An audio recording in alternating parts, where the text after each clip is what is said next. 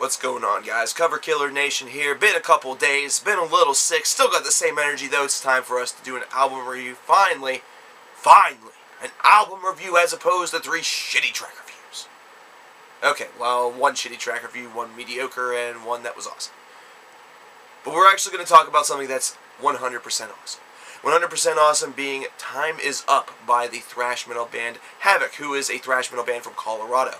And they established themselves back in 2004, and this is their second release via Candlelight Records.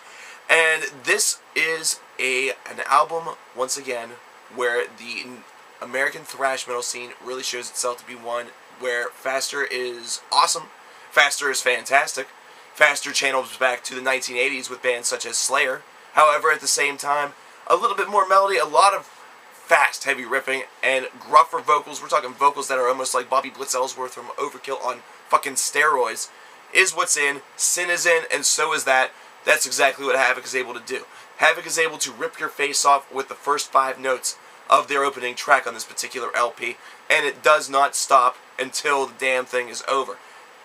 And that's basically all there is to it. There's not much else to really say. This is an album that shines forth not in its simplicity, but actually in its technical, almost overkill, its technical just overshadowing of everything else that you probably would know. Havok is one of these up-and-coming, really awesome thrash bands from this particular genre that with this album, I believe, is going to be their breakout. This is one of those albums where it needs to be sold out of shelves where there's only 2 or 3 copies there. That way more can arrive and more people can notice this band because there's a lot of positives for this particular group.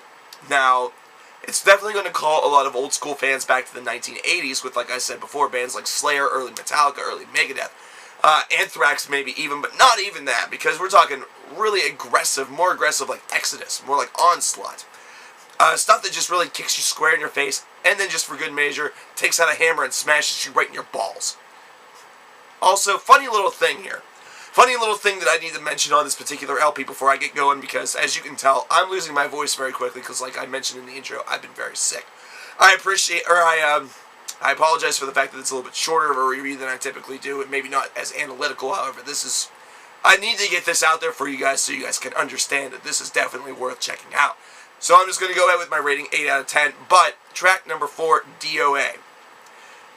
Right near the end of this song, you hear something very reminiscent of the opening scream, the opening vocal scream of Angel of Death. Almost picture perfect, spot on, exact. Well, all I gotta say for this, guys, is what is D.O.A. backwards? D.O.A. backwards is A.O.D. or Angel of Death. I thought it was a cool coincidence. 8.5 out of 10, awesome thrash release. Pick it up. Make this sucker sell out, that way your local record store has to get more. Because this is an album that'll rip your face off, and believe me, this is a face ripping you fucking want.